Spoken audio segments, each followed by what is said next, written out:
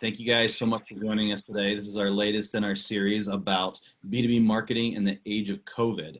Today I have Dave Miller from Anderson Vreeland here. Hey, Austin, great to see you again.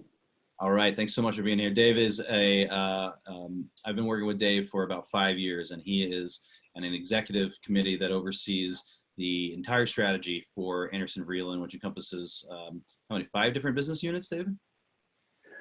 We have 3 core businesses, Anderson Vreeland, our distribution leg, the Provident Group, which is a manufacturer of Dr. Blades and Infield, still in the same printing space, and then Nova Polymers, which is a signage company that focuses on accessibility.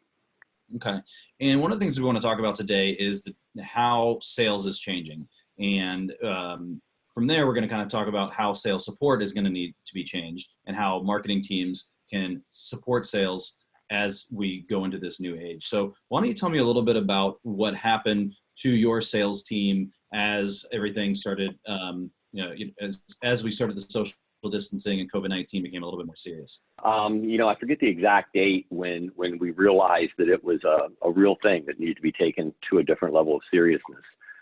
But we quickly shut down our travel. We first started with international travel before it had really taken foothold here in the U.S., North America. And then about 2 weeks later, we put travel restrictions on all travel, period. And it took a little while for our sales team to get used to that. They are programmed throughout their entire careers, and we have some long-term employees here that get up on a Monday morning and start making their rounds to cover and visit people in their territories. And for that to quickly stop, it was very impactful, not just to them, but their entire families. Because remember, a lot of these folks, their entire careers have been about not being home. And that means that their spouses or significant others are used to them not being home.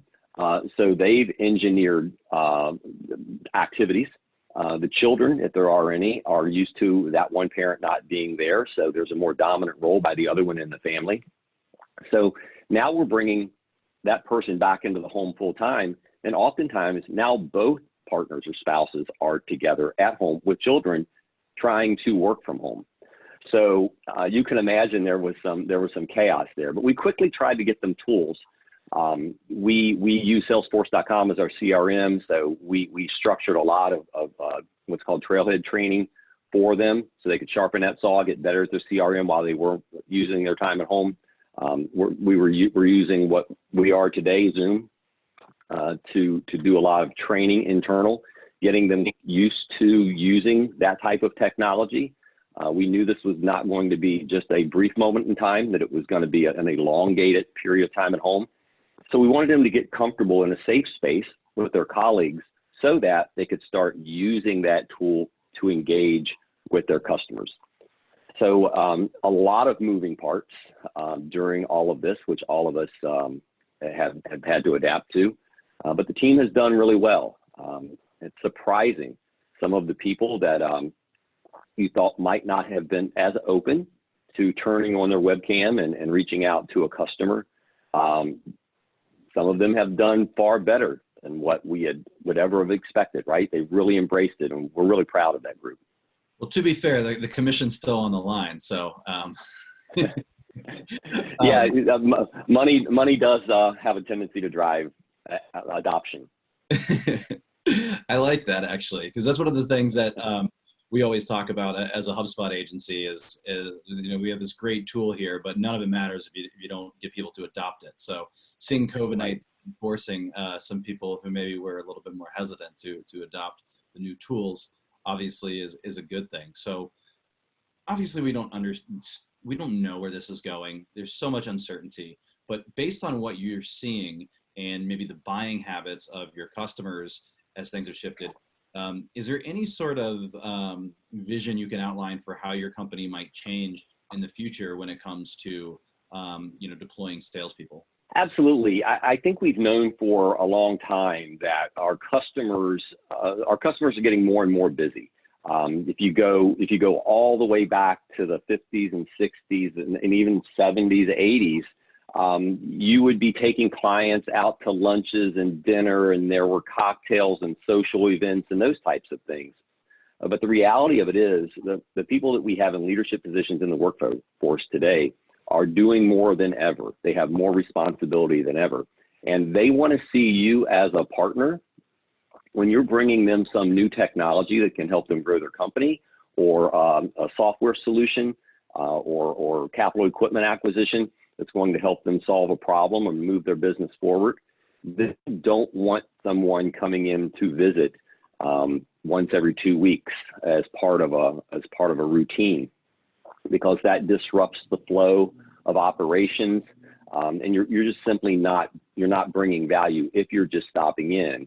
So one of the things I think that we found today is the realization that in a future state, we will slowly adopt to more virtual type of communications with our customers, because our customers are getting more familiar with it and comfortable with it because of all this.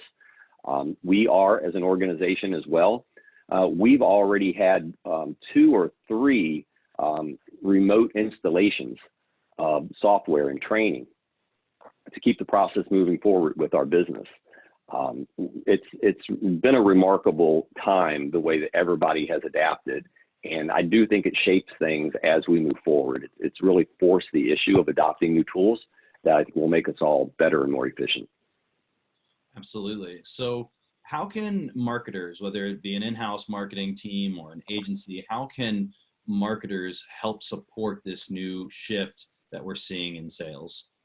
So, much like what we've done when we've worked together, right? There's a lot of reasons that you and ATAK are valuable to the Anderson and Vreeland family of companies. But one of the real things is that you're educators as well. It's not just creating slick content or great looking ads. A lot of people can do that thing, in the 8, 9, 10 scale range, right? But being able to make people aware of technologies that can help them. I mean, something as simple as creating a video like this, teaching your clients how to use Zoom, maybe how to use Zoom meetings, and the whole camera and the actual hardware that comes with Zoom. Bringing value in that sense is really going to be the future, I believe, because everything is technology based. And there's 2 parts, right? There's technology and there's relationships. And those 2 things, when you marry them together, is what helps everything grow. So I think marketers in a future state are going to have to do some non-conventional things, like what we're doing here today. Yeah, I would agree. And I think that the more things get digital, the more things such as automation, and just as much as we can streamline operations for the different sales teams, and just support through whatever technology comes next. I said for years that our job as an agency is not, let's not figure out how to be the best people at buying MySpace ads in 2007. Right. What we need to do is we need to bring the latest technology to our customers to help them grow their business. Because if you do that, then theoretically you should never go out of business if what you're doing is good. Then again, we can't. Exactly. We can't predict pandemics, so who knows? But I do believe that marketers all adopt that mindset of, everything that we do is about helping the people, helping the growth of a business and support it, whether it be through workflow automation, email marketing, that kind of stuff, creative development, anything that you can do to support. That's the marketer's job. So in seeing this shift, it's trying to stay ahead with some of these things on Zoom, right? And there's probably a lot of other things we should be spending more time, figuring out how do we introduce this new concept. But then at the same time, to get that adoption, it's got to be done at the right. You got to take the right path for that. So absolutely, I think what you guys have done, you guys really serve as business consultants to us. You're not necessarily helping us understand how to grow a new vertical in the space of flexographic printing technology, but you are consultants on how we can go about doing the business of doing business.